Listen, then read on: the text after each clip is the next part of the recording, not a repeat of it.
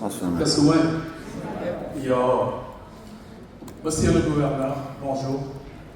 Monsieur le préfet, Madame la maire, Madame Colini Safi, je salue tout le monde présent aujourd'hui dans cette salle. Mesdames et messieurs, je m'appelle Jean-Philippe Bassel, je suis guide touristique de base titulaire et je suis le fondateur de Aventure Destination Sénégal. Beaucoup de personnes me connaissent parce que je suis dans les réseaux sociaux. Je me permets aujourd'hui de vous dire que je suis le premier jeune à utiliser le digital pour la promotion touristique de la Casamance et du Sénégal. Et cela a impacté positivement au niveau du Sénégal et aussi de l'Afrique de l'Ouest en tant que guide touristique. Cela a impacté au niveau des universités en tant que guide touristique. Aujourd'hui, c'est pour vous dire l'importance et la valeur d'un guide touristique. Mesdames et messieurs, si on parle de guide touristique au Sénégal, c'est très bien. Nous sommes bien structurés et représentés et nous avons la carte touristique qui est auxiliaire ou bien titulaire. Quand nous sommes hors du Sénégal, nous sommes respectés. Mais malheureusement, quand on revient chez nous, nous ne sommes pas respectés. Pas des fois les agents de sécurité qui sont sur les routes, qui ne parlent même pas directement au guide, mais ils viennent parler aux touristes, aide ton passeport. Ils ne disent même pas bonjour. Je pense que quand on parle de développement du tourisme, c'est tout le monde, tous les secteurs, comment on parle, comment on accueille, c'est important. Dans d'autres pays, les gens le font et ça passe très bien. Monsieur le gouverneur, au niveau de la Casamance, les agents de voyage qui louent des voitures, je peux dire que nous n'avons pas ici. Et nous, les guides, qui organisent ces circuits ou bien les excursions, à chaque fois nous avons des problèmes avec les policiers qui demandent la licence touristique, ce qui est normal. Mais si on a besoin d'être en règle, on est obligé d'aller jusqu'à Bourg, jusqu'à Dakar, louer des voitures qui vont venir au niveau de la Casamance pour nous faire des circuits. Nous voulons bien respecter les normes. Parce que c'est ça le tourisme, respecter les gens de sécurité qui sont là, parce qu'ils veillent à notre sécurité et ils donnent confiance aux touristes qui veulent venir au niveau de la Casamance. Aidez-nous à nous faciliter d'avoir, pourquoi pas, les agents de voyage. Parce que la caution aussi, c'est tellement cher.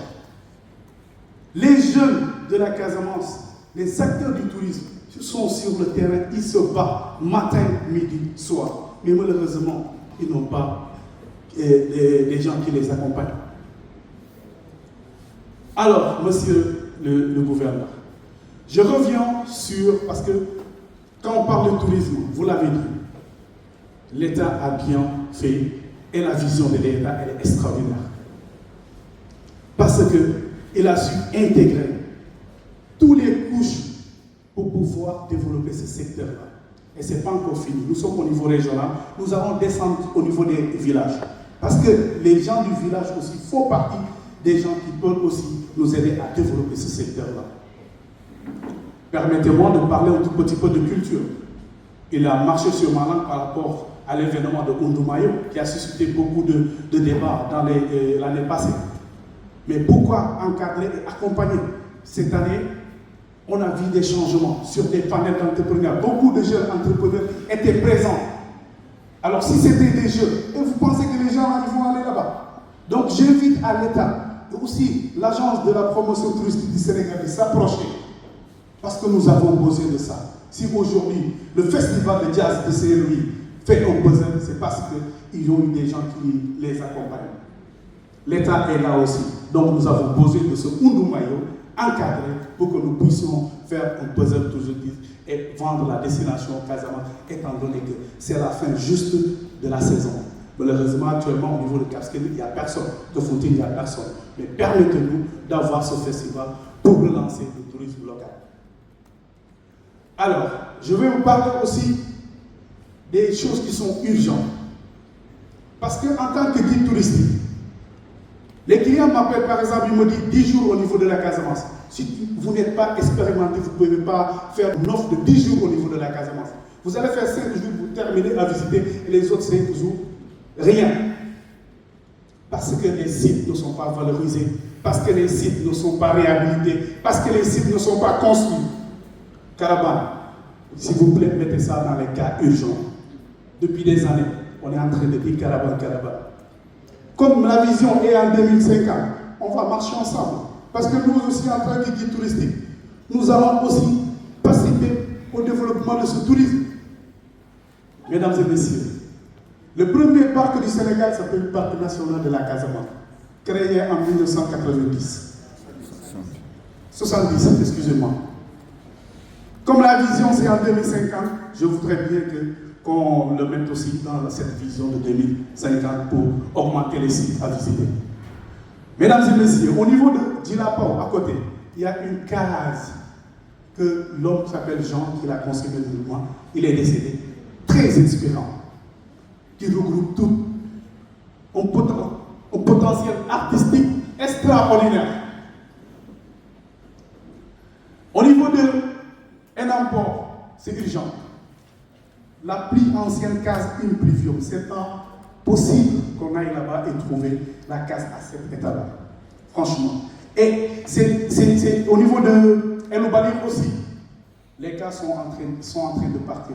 À la fin, si on se met dans les bureaux ou bien à parler sans action, on va perdre.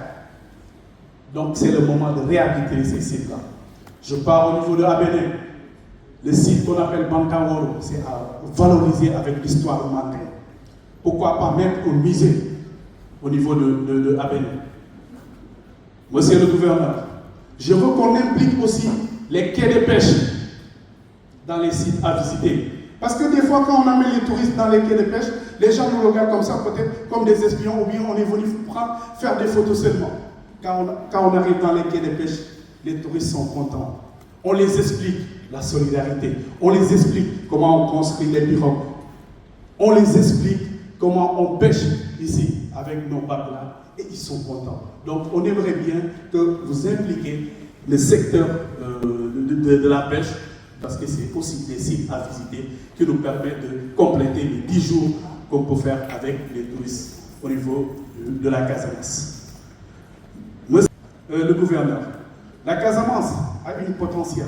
Nous avons la Gambie, nous avons la Guinée-Bissau de l'autre côté. Moi, je fais tout le tour. Je fais la Gambie, la Guinée-Bissau, je fais le Cap-Vert. Je coordonne les suivis à partir du Cameroun, Guinée-Conakry, Sierra Leone, jusqu'à si en Guinée-Bissau, jamais des clients et je descends. Donc, pensez à fédérer au niveau touristiquement les acteurs du tourisme de la Guinée-Bissau, de la Gambie et de la Casamance pour que nous puissions ensemble développer ce secteur-là avec les échanges très importants et surtout le potentiel culturel. Monsieur le gouverneur, et je m'adresse cette fois-ci directement aux agents représentants du ministère du Tourisme. Actuellement, nous sommes à l'ère du digital. Si aujourd'hui je suis connu, vous ne pouvez pas taper 3 fois Casamance, guide Sénégal sans pour autant voir Aventure Destination Sénégal. Je l'ai compris très tôt et je l'ai fait. J'ai réussi. En 2024, je faisais partie des jeunes les plus influents au niveau de la Casamance. 2025, on m'a nommé ambassadeur touristique de la Casamance.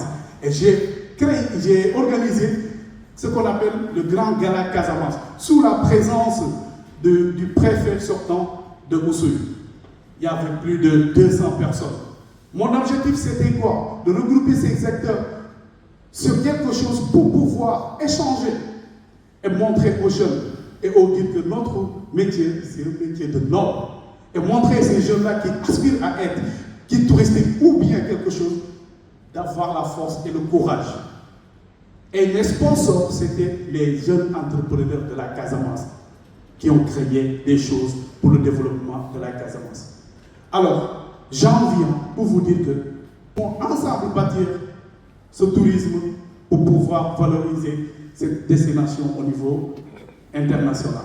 Donc, pourquoi pas ne pas nous intégrer dans vos prises de décision, dans vos travaux. Dans les salons, nous pouvons vendre la destination, étant donné que le touriste, il arrive, il est avec nous du début à la fin. Pourquoi pas ne pas nous intégrer et aussi nous permettre aussi de participer au niveau des salons pour vendre la destination Casamance au Sénégal. D'autres guides le font ailleurs. J'ai des amis au niveau du Maroc. C'est les jeunes qui ont des projets qui impactent positivement. Donc pourquoi pas nous? Mais aussi, il faut nous permettre d'avoir accès aussi au financement. Pourquoi pas? Ailleurs, les gens le font. Les voitures des guides, si vous présentez des voitures des guides, franchement, vous allez dire non. C'est pas possible. Pourquoi pas nous? Tout ce qui est bon que je vois ailleurs, j'aimerais bien l'avoir chez moi. Étant donné que tous les guides, par exemple, de l'Afrique de l'Ouest, Cameroun, Guinée-Conakry, Bénin et tout ça, ils m'appellent pour que je trace le suivi. Ce potentiel que j'ai aujourd'hui, cette expérience que j'ai aujourd'hui, je veux le mettre en valeur pour le développement de la destination Casamance, le Sénégal en général. Merci beaucoup. Merci.